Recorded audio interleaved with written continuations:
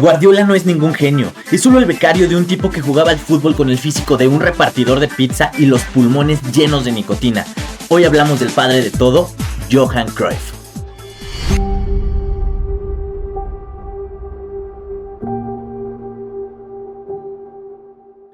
Hendrik Johannes Cruyff nació el 25 de abril de 1947 en Ámsterdam. Lejos de la legalización de las drogas, los Cruyff se ganaban el sustento vendiendo frutas a solo unas cuadras del estadio del Ajax, donde Johan comenzaba a soñar con mecanizar cítricos. Cuando tenía 12 años, su padre falleció, llevándose el negocio familiar también, por lo que Johan amenazó con retirarse del fútbol por primera vez en su carrera para trabajar tiempo completo y ayudar a su familia. Se sabe que Dios le da sus peores batallas a sus mejores guerreros, pero con Johan se aventó varias noches de SmackDown. Al final de cuentas, Dios se le apareció tomando la forma del tío Henk, un ex amigo de su papá que se convirtió en su padrastro en cuanto estiró la pata, y lo convenció de mantenerse en el fútbol con el argumento de que su papá soñaba con verlo convertirse en profesional. Dios cerró la puerta del negocio de los Cruyff, pero abrió una ventana a 500 metros en el estadio del Ajax. La mamá de Johan consiguió empleo de limpieza en el club y, aprovechando la vuelta, insistía a los entrenadores por una prueba para su hijo. Después de bajarse por muchos chescos o lo que se les ofreciera del Oxxo de la calle de abajo, pudo conseguir la prueba, y así Johan se incorporó al club del que se convertiría en su máximo referente histórico.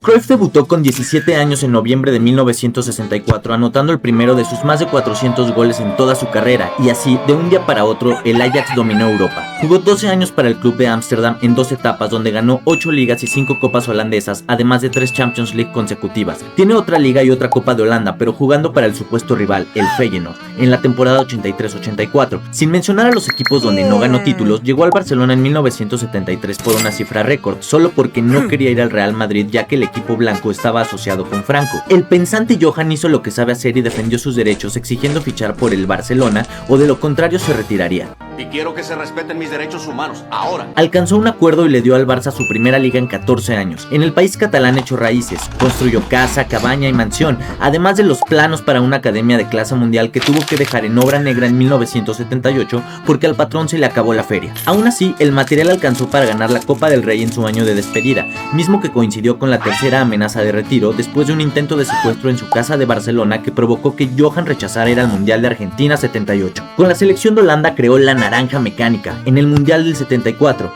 Perdieron la final, sí, pero el mundo se quedó loco con el fútbol total.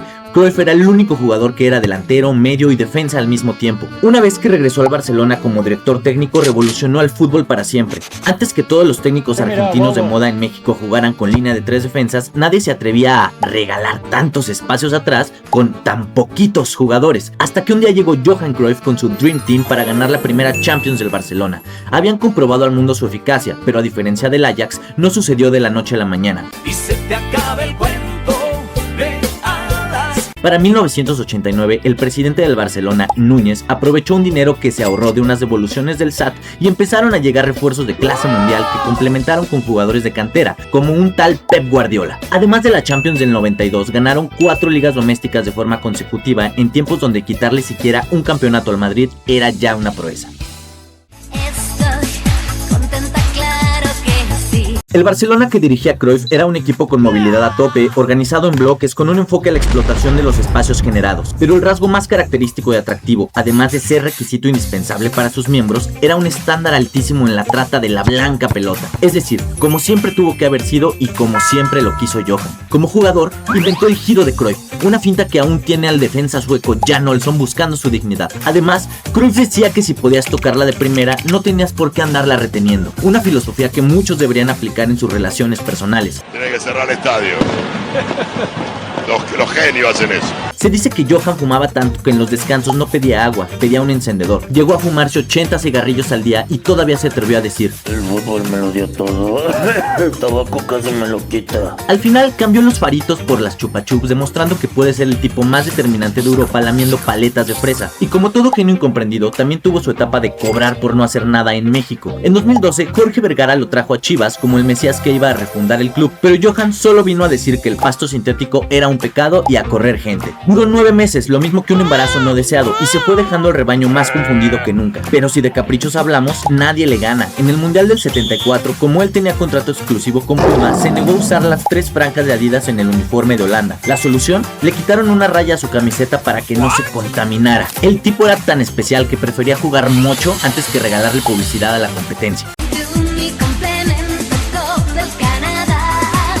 Johan Cruyff chupó faros en marzo del 2016, pero su legado es tan grande que hoy hasta el portero del Manchester City tiene que saber dar un pase de 40 metros. Nos enseñó que el fútbol es un juego de errores, y el que comete menos, gana.